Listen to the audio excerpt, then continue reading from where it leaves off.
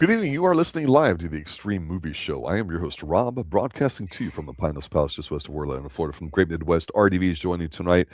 It's Sunday night. You know what that means. Miami Nights, a.k.a. Miami Vice. We are continuing our coverage of the wonderful 80s TV show. We are on Season 1, Episode 14, Golden Triangle, Part 2, in which we see the human side of Castillo. And RDV, I just got done watching this maybe an hour or so ago after a long weekend trip, take care of some business outside the state of Florida.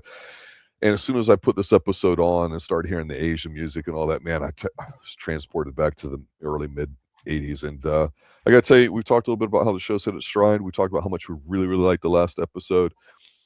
I'm curious, as we dive into this week's episode, how we feel it resolves. And does it resolve strongly, or does it just kind of leave us wanting more, or something else there, too? But I like how they segued and let Castillo be the front of the show. Yes.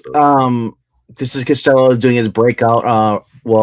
He's breaking out of his shell. His quiet, Yeah, he actually stares people in the face now. Yeah. He actually looks to them, when they're talking, and he shows it more emotion, learning more about his past, and maybe this is why he's quiet, because he's depressed. His former wife, comes back, and she, and also his former enemy during the war is now in Miami, and he's got all mixed emotions. She's remarried, moved on. She's got a kid, and he's wondering, is it mine? And just like, and Crockett and Tubbs are like, holy shit, we've never seen this side of him before. It's like, and they almost got to play the kind of like the dad role in this, because he gets a little emotional throughout this episode. So it was but I love about this episode is it starts off with the wolf and naked scene. Yes, I'm just kidding. No, he's on Castillo.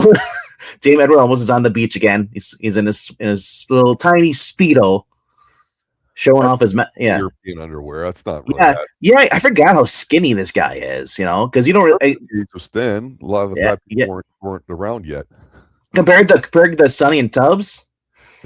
He's skinny. Sonny's maybe 170 soaking wet. This guy's 150 maybe. Yeah, they're not big, for sure. No, they're not fat and like that. I'm just saying that you can tell that they have a little bit more muscle to them, where he is kind of this tone, skinny tone. Nothing wrong with that. It was just interesting. I was like, okay, we're gonna start off with him and his Speedo. I'm like, please, and like, we don't need to see a guy around in Speedo. Now, for the girls that probably were, there wasn't any women watching this show at this point. At episode 14, maybe. Our Filipino contingent is quite strong, sir. Yes, but like I said, this started off pretty good, and it's a revenge story. And I said the fact that we get to learn more about Castillo, who is Gina Edward, almost is fantastic. I guess he went on to do Battlestar Galactica.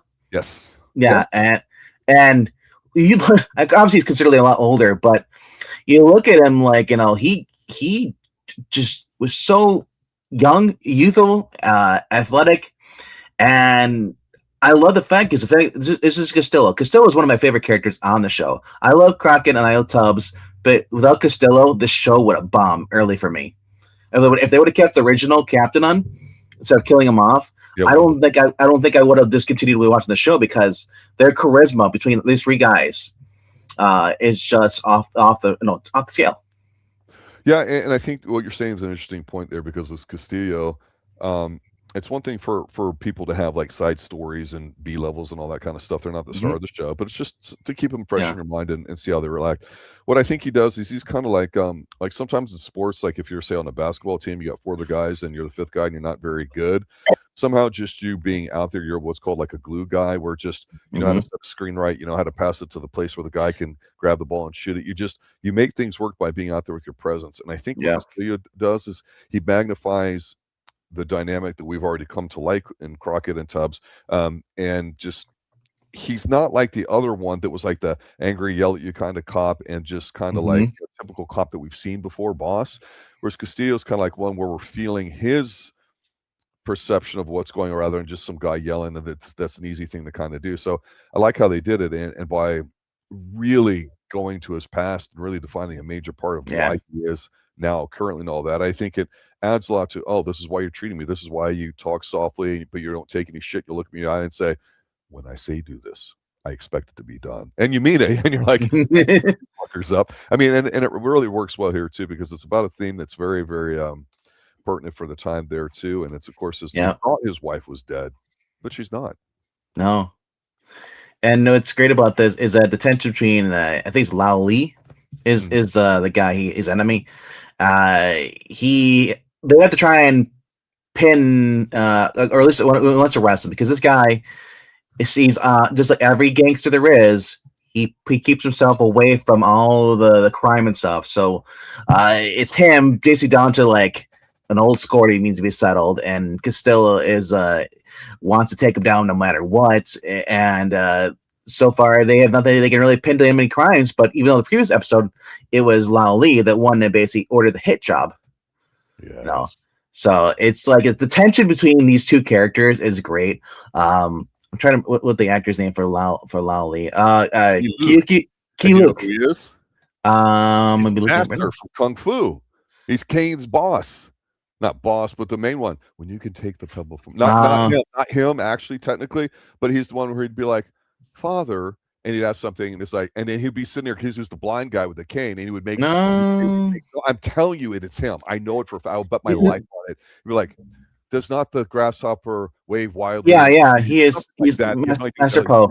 Oh, that's him. Yeah, I've never watched that all the way through. I watched my hair episode there. What I watched was The Legend Continues. Okay, correct. And so you just saw David Carradine in it. But he also voiced some anime or something. No, he was the father in the Amazing Chan and the Chan clan. You know? But there was something else exciting for the cartoons. I remember his voice. Yeah, the dude. He was also Charlie in Johnny Quest. That's it, Johnny Quest.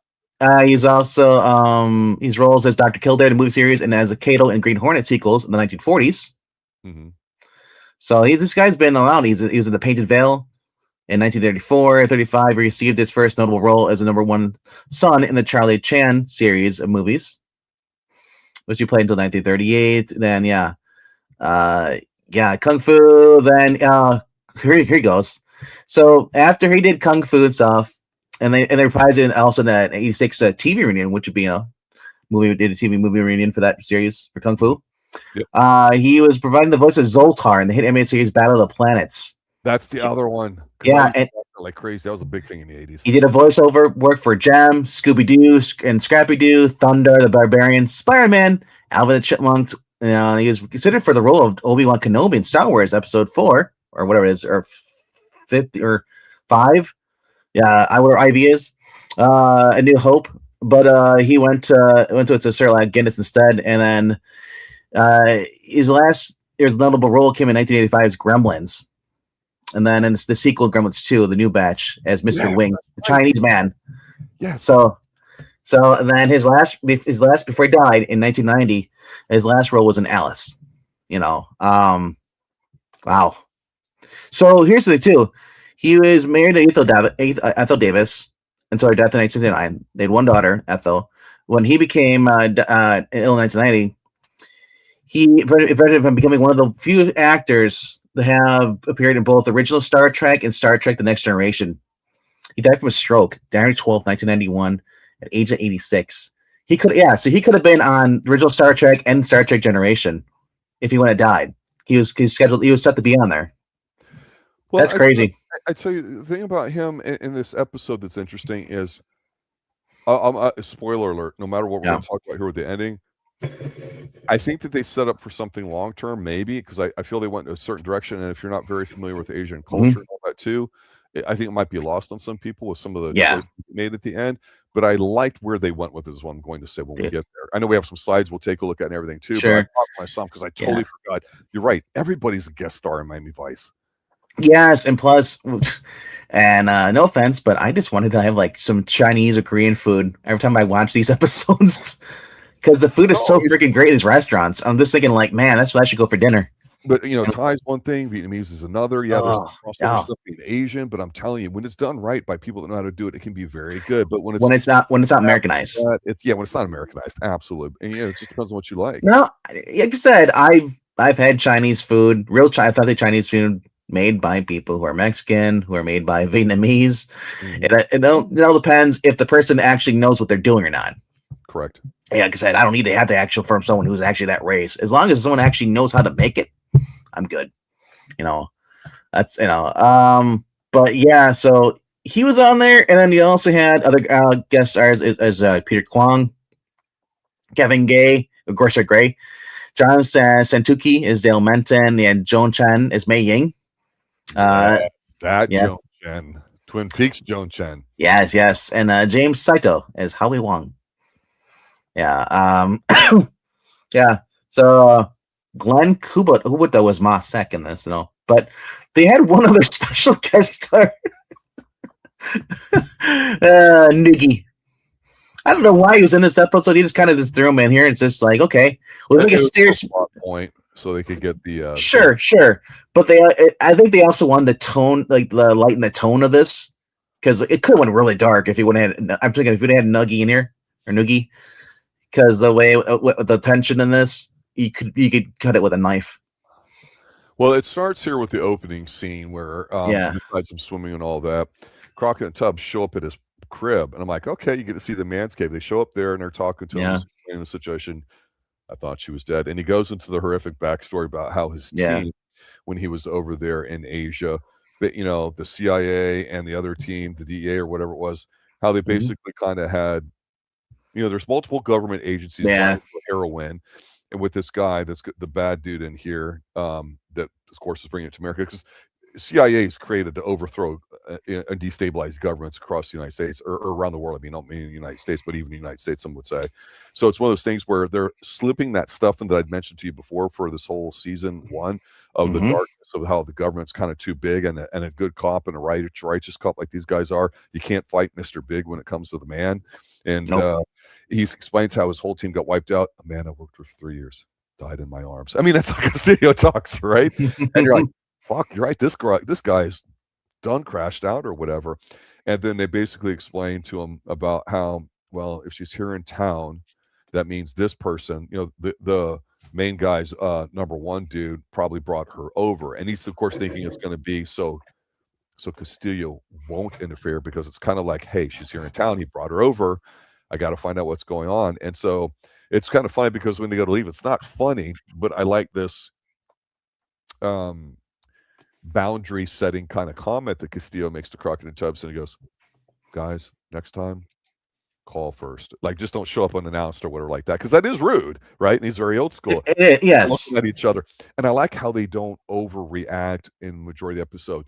Their function and support in this episode, Crockett and Tubbs, is to support Castillo with what he wants to do, and they defer to his decision making because they're already assigned cases and he doesn't want to like take them off of it. So it kind of unfolds pretty easy as it goes on or whatever. But I thought it was really a nice setup. My goodness. Oh yeah, especially the warehouse scenes, and just whenever they bring the Castillo at the head of the table, and they have a little restaurant, they have the little bar, import beer, and then there's even a can of chew on there too, or an ashtray. Yeah, well, when the guy comes in, that's the main baddie. He rubs it in his face about, you want to know who crossed you? You want to know who did it? It was me. And da da da. So he just goes and he chokes his ass out too, and he's like, you know what? And this is part of their plan, which I like, because the government has brought in Grasshopper's mentor and his main bad guy, his muscle, and all that too. So they have immunity, they have protection. So they even write her address basically on her, and he's like, see for yourself, she's 100% fine. We've done nothing to her, right? And so he goes to meet her and all that. She kind of freaks, and this is when she finds out, married, has a son. They're doing okay. He thought she was dead and all that. And he's like, okay, he meets her husband and everything, and he's wondering because first he's wondering, is this my son? Correct. Absolutely. Because they left, and he thought that she died, and he's like, well, maybe this was my son, because he seems like he'd be the right age. Yeah. And Castillo, and here's the thing I love about this is a man's man, a guy who finds out he's a father, is willing to find a way to make it work. Yeah, exactly. Yep. No questions asked. He just that's the right thing to do. Of course, we got this image here too. So, did you have a pair of these? I'm just wondering why. You got this because as you know, Switek don't have much going on here, and they're both wearing these stupid bug things from their van, trying to mac on the roller skating hostess there for some cheeseburgers. and I just thought it looked kind of silly. This was supposed to Yeah. be kind of like break the concentration. And to me, I thought more of the chick with the roller skates on because I sort of vaguely remember that as a kid that happened once or Yeah. twice. I wish they would bring that back. Sonic does not count. This looks like something we have. I think we have a store called American Science Surplus. It's where and it's basically a thrift store for science geeks, and this is something you'd find there along with the whoopee cushions and all that stuff. Yeah, your science stuff. The volcano, you can make it like explode. Like this looks like it could be there too. Yeah, we have a place here in the giant sunglasses the Tom Cruise wear, the huge ones. Yep. Yeah. I grabbed this scale. I'm not sure what part it is from, but I just love the background. I agree with you. I actually almost set this up too. This is where he's meeting with Lao, the main dude, and he's sitting on the back over there looking over this, and he's basically tells him, no, she's good. And so this is where the guy's basically saying, I'm here to become an American citizen.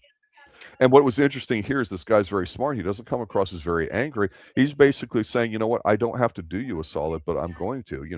This is right before he goes over to see his non-dead wife and discover everything. But what I thought was cool is at the end you see how smart he is, because he's an old, unassuming looking middle-aged to older Asian man. Yeah. And he gathers everybody in that incredibly succulent mansion of theirs. And he says to all of them, they all look like immigrants that he brought over from Vietnam, Thailand, Bangkok, everywhere, right? He's like, look, guys, here's what's going to happen. Castillo's going to be all up in everybody's face here. You have to do everything 100% right. Do not do anything to distract yourself.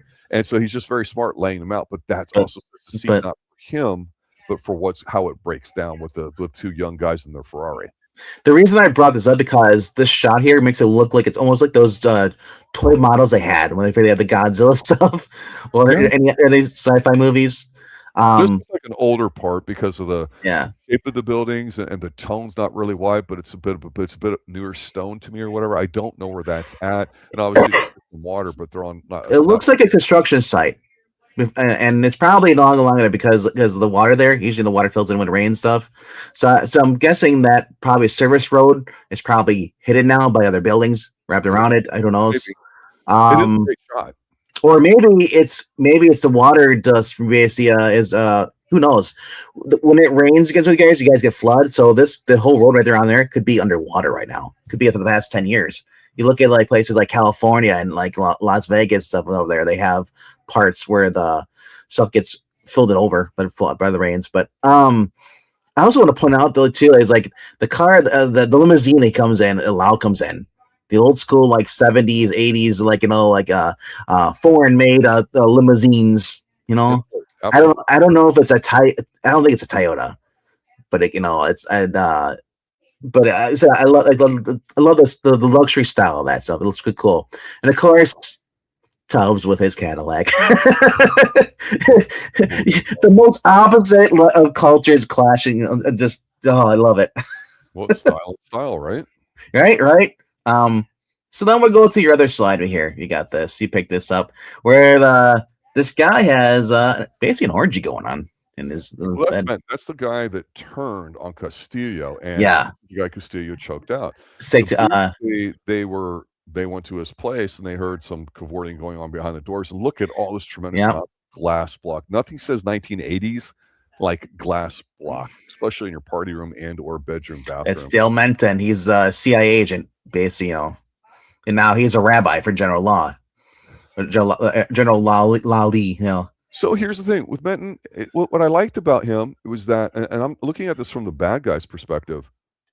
They're not stupid. They're not vengeful. They're not. He's a little arrogant, but he had said to the two young men there with the Ferrari after they had all gotten warned about watching what they're doing. He said, hey, what are you guys doing? Because they're putting on like some stupid car horn or it's like, you're going to draw attention. You really want to do that with your grandfather? Take it off. And of course they ignore him to their own peril. But he even mentions to the main guy there, hey, I noticed that, some of your granddaughters are making themselves visible. He's like, well, what are they doing? And he's like, they're spending money in some really high-end places, shirts, stuff, that sort of stuff. He's like, what's the problem with that? And he's like, some of these businesses they're shopping at are fronts for laundered money. So that the implication is that if those ever got invested, they could then open investigations to them because of spending money there. So this is a smart group here. This is not just a dumb. So I gotta ask you, do you know the significance, the great significance behind John Santucci, the actor here you see in this photo? What he's actually known for? What he is He is the so when Michael Mann was making the movie Thief, this is the jewel thief that gave him advice on how they make the movie. This guy was a real jewel thief back in the day. Oh, him. And he took his advisor, yeah, with helping him. Because if Thief, which is a tremendous movie, James Caan actually himself, from what I understand, is based off this guy's advice. Yeah, much like a Collateral with Tom Cruise, and Tom Cruise actually around with the shooting with the one guy in the early episode of season 1 of Advice, the shooter there, who we talked about. James Caan learned how to actually break into a safe, and he did that on his own for real, allegedly. Yeah, yes. So I didn't realize that because he looks like a normie. He does look like a normie. He looks like the guy we just saw the other one. He's not skanky. No, but I'm saying he's got the same build. He kind of seemed like. But anyway, this guy was also Michael Mann had cast him in 1980s series called Crime Series with Dave, also with Farina. He was a mob boss, Paul Teagan, and then in his TV movie called L.A. Takedown. So he also appeared in Wise Guy, and also he appeared on the CBS show The Flash. And then his last appearance was 1995's Point Man.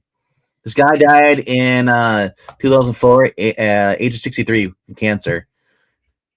But you're gonna see this guy. He's gonna come back, and when we get to the episode with Lombard, and then we get with Jack of All Trades. So he's gonna be popping in more. So it's great about that. But yeah, I love the fact about Michael Mann loves to take. For those who are wondering, we're talking about the guy on the far left here. The kind of oversight guy. This guy, it was basically James. Whenever Michael Mann says he'll do something, he wants people who know what they're talking about. That's why he got Farina on when he did Thief, because Farina was a cop. He wanted the actual expertise opinion. So when he got the jewel thief, he got Santucci over here, so that's why Thief is one of the greatest films, because of the fact that it's so authentic, it's so real. That's and so Michael Mann would do this with this TV series too. When it comes to stuff, he'd bring on people who actually were former criminals if he wanted to, in order to get authentic stories. Because even though Sony had a different director and he had a writer, Michael Mann, at the end of the day, he went over and he double checked everything. He made sure the people who aren't working on this actually knew what they're doing. And that's why Miami Vice was successful for the first 2 seasons. And then I guess he must started working around some other stuff by the 3rd season and was hands off. That things like that happen. Most of the time, people's names are on it, but different people are doing chunks of it. And like with Twin Peaks, it's really 2 guys, even though Lynch gets the majority of the credit for it. One of the guys that did a lot of writing on the X-Files, Millennium, was Snow. It was involved in it. So it just depends on how you look at what you consider to be important. But ultimately, it's his vision, his responsibility to get it produced and get his name on there. Sometimes you just get a name and a credit name only, so to speak, and you don't have much look over it. But he knew what you wanted, and he got it. So Dale mentioned this is basically this guy, CIA agent, who originally was assigned to the Golden Triangle region, Eastern Asia, and he basically was there to basically keep America's political relations in the region by assisting with the opium producer. General Lao Li. Was financed by the Thai politicians and members of the United States, but said now he's the reason why when his family is in the United States. And with this episode, you're going to find out that Lee's grandson has betrayed him, and he wants to take out his grandson. So it's getting kind of crazy in this episode. And meanwhile, we get this slide. Is this last slide here we got here? Just freaking man, the guy is like barely. He's super old, but he's like, I don't need that. I don't need the move. I can just sit here, pull my gun out. Yeah. I guess that's old school triad, old school mob. Well, it's interesting because his grandsons were the ones trying, like I say, to put the squeeze on him. Well, they were trying. Well, here's the thing: the 2 punks were trying to juice up the Ferrari. I mean, our young kids are going to do stuff like that. Yeah. What happens is when they get followed and all that, and then they get this dude's info. he basically says, "Yeah, the deal is going down tonight, and this is where." And so they bust him. But what Castillo does, and this is smart, and what I thought was interesting too, is I kind of almost don't know if I saw it coming, but I liked how Crockett tells, like, why would you do that? You've got these two guys, you can use them as leverage, right? That's America, right? Use people as leverage, squeeze them, all that.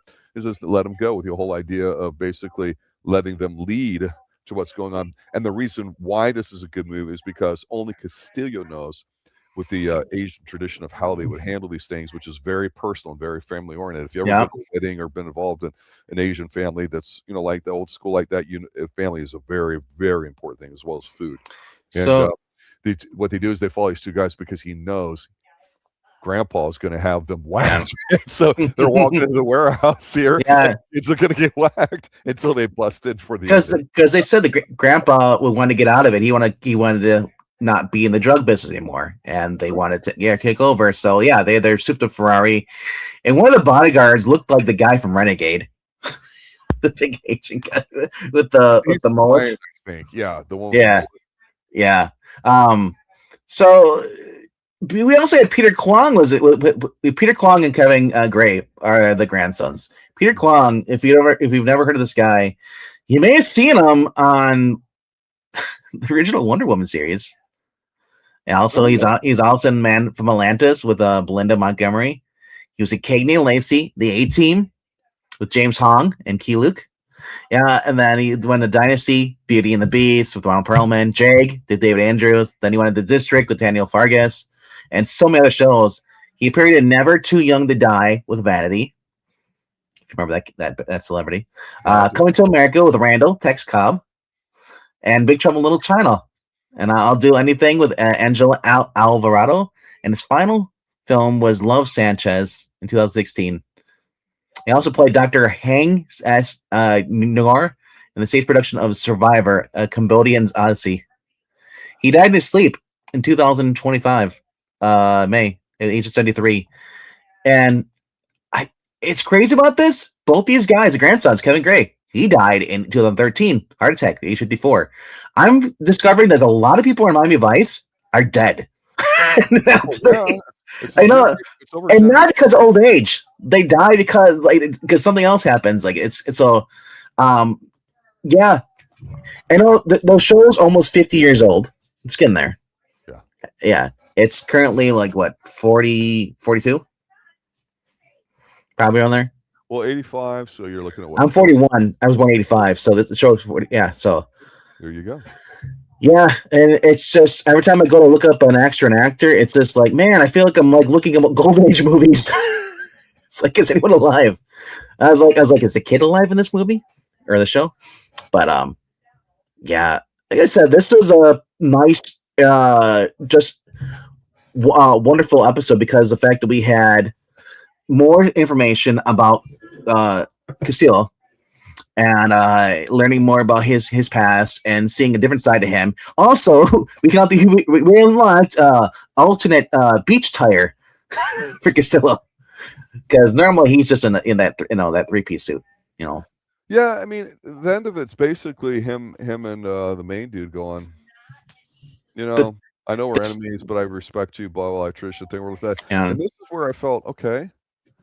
Golden Triangle. That episode, but I felt the last episode was more intense because it's building towards something. Whereas this one, I'm like, okay, I like how he allowed the kids to be used as bait, basically, because he knew based on their traditions what was going to happen, and that tip kind of allowed them to kind of penetrate into the area and get them all arrested and everything too, except for the main guy. So to me, it felt like they left it where this could be something more in the future. I think it's season 2 where we get another dip into Castillo's past with the guy from Sledgehammer trying to kill him. David Raish. Yeah. Whatever his name is. Yeah. He's protecting this wife and in her son, Yeah. It just like I said, the Castillo episodes are few and far between, but they're fantastic.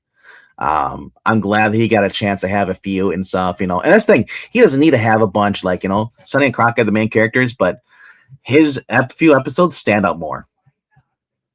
Yeah, and also too, he plays the role of the captain different than what we've seen in other things. It's like, of course, Star Trek TOS, that means the original Well, series with Shatner in it. He plays a certain way, and a lot of people like to buffoon on it and call him an overactor and it's sexist and all that other kind of stuff. Well, in the '80s when they did the Next Gen with Patrick mhm, Stewart, who of course people would know for as from X-Men movies, he played it totally different, very collaborative, open and style and all that, very kind of yeah, Frenchy in a sort of way, and people will just play it differently. But nobody's really played a captain like the way Castillo has played. And I like it because he yeah, does what you're supposed to do as a supporting actor, not just kind of get through the scene necessarily like a Noogie or a Ziegler or Switek at this point, but it's to make the stars shine better. That's your job. You don't want the camera going to you. And he's so strong and solid that you believe that he's the right man to control these two and act as a buffer between what they deal with and what the government from the top down is given to you. You know what I'm saying? And that's interesting because it's very, in my personal experience, professionally speaking, in the business community over a generation or two from my life, dealing with that management and all that, or a boss sucks and it's horrible. They're not leaders. They're cowards, generally speaking. You look at Castillo and you go, he's got a tough job having to deal with all this shit, but he is on the side of them and he's looking out for them. And so it's kind of funny because at the end here, when they kind of break up or like that, he gets in there with Tubbs in his car or like that, and he's like, "Man, it looks like you need a drink." And it's like, "When have I ever said I need a drink?" And he says something like, "Take me to a bar," yeah. and he doesn't smile or like laugh or whatever like that, like he's letting his guard down a little bit to say, "Hey guys, I do trust you, I do care for you, or I am on your side." And of course, you got to prove it to him. And if you think about what he's Yeah. been through, it makes perfect sense why he was so stoic Mhm. this whole season. Yeah, the whole shot of him at the head of the restaurant table, he sees at the head of the table because he's the boss. That's Everyone right. else is there, and all the guys are. And when they bring in one of the grandsons, or no, not the grandson, it's I think it's the new husband Hmm. of his ex lover. They bring Yep. him in there, and all the guys are all around him. It's like, man, it looks like a fraternity getting ready to beat up a guy. It's like, so there's a lot of male bonding in this episode. Your And point that he did the right thing when he saw his allegedly dead wife and her husband, and they had a kid and all that, and he was yeah, cool about it. He sees them off on a plane, and they're leaving. Right, they're going yeah, back to their homeland, and I'm like, okay, that was cool. It wasn't overly done and soapy or it's like right. you know what it reminds me of? Casablanca.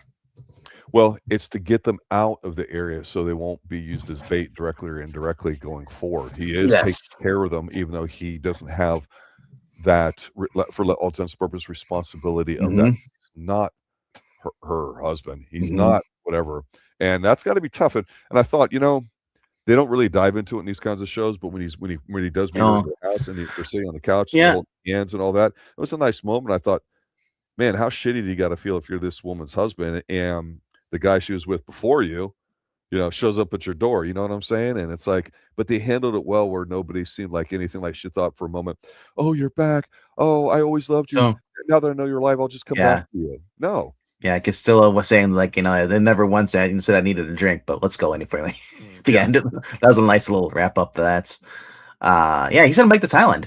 I would have thought he would have sent to another state, but no, he sends him back to Thailand. Yeah, fantastic episode. Golden Triangle. Just shows you that this is what a man's man is supposed to be, and people consider it's toxic. No, this is what a guy is supposed to be. Guy, he doesn't get in the rate. If he gets mad, but he doesn't act stupid. He thinks. He doesn't Yeah. lash out. Under control. Yeah, and on top of that, he beats the big man, realizes what's more important because he loves her. Because even though he thought she died, he still loves her and respects her. He doesn't go on lines like, "Yeah, she's a bitch. She lied, and she used me." And like, no, it's none of that stupid millennial bullshit talk. I can't believe she didn't track me down. All this time over here, and she could have looked me up. Cancel her, bro. And it's like, yeah, it's like, no. He's like, no. He did what was the gentleman way, because no matter what that's the thing about a guy. No matter what a woman does to you, or anyone, guy or girl, the best thing you can do to them is basically be the better person.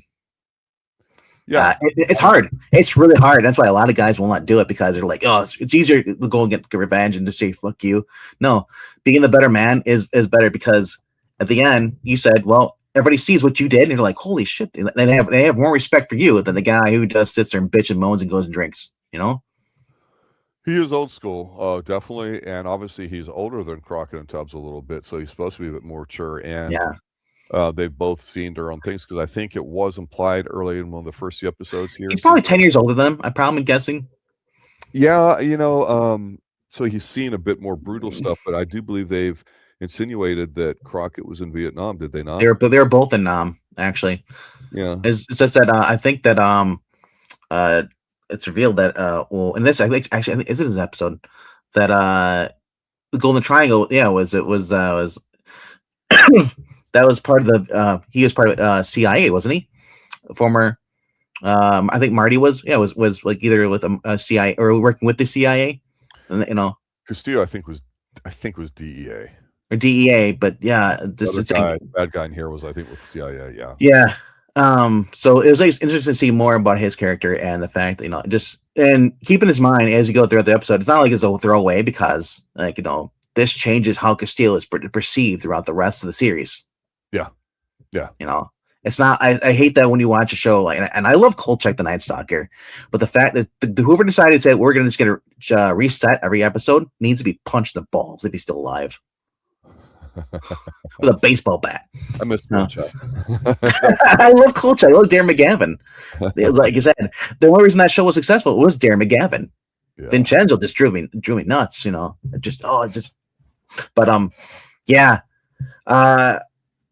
looking forward to this. I said, and as we get closer to the end of season 1, maybe we'll take a break, or maybe we'll jump into season 2. Who knows?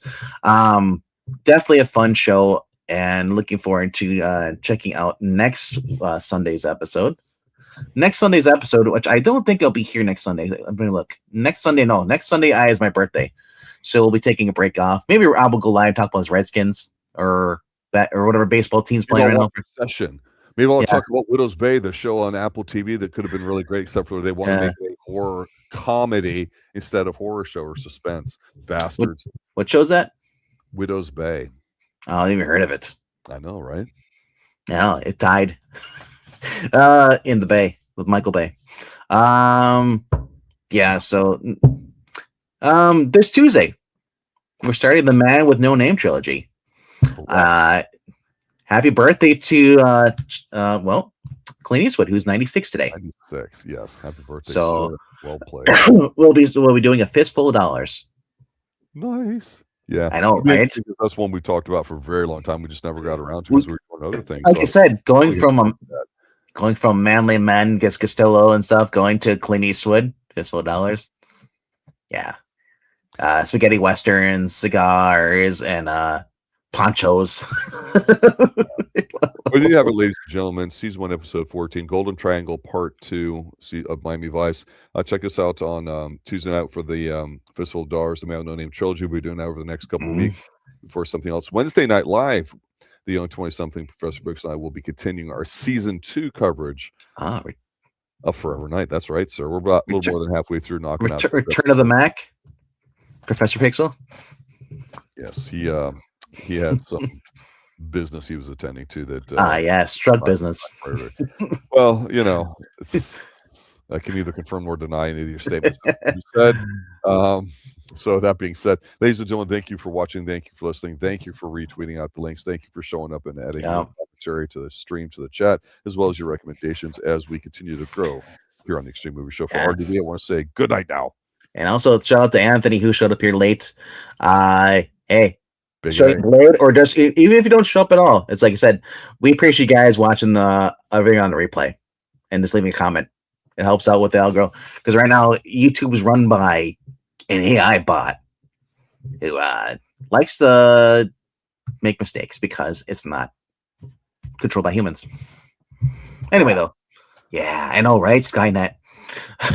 We're getting more watch time, so I appreciate the people that are putting on some of the. Oh yeah, definitely. I've noticed that. Older ones. There was Wayward Pines. I saw Twin Peaks on there. The Mother's Day mommy movie one was that we have to. Yeah, I saw that again. That's trending. Yeah. Oh man. We've gained 200 more watch hours. Slow but steady. We'll get there. We'll get we need 3,000 watch hours, guys. We're at 1,400. I think it was. 1,500. We just popped. 1,500. Yeah. So if you guys can go back and watch the older stuff, and don't worry, there's no commercials because we're not monetized. Correct. And Yeah. if you have something you'd like us to personally cover, suggest it. We'd be more than happy to take it. I suggest just going to a playlist and letting it play. And that if we get like 10 or 13 people just to go to a playlist and let it play the whole entire thing, dude, be awesome. It's like we'd make up so much of our watch time. You got that right.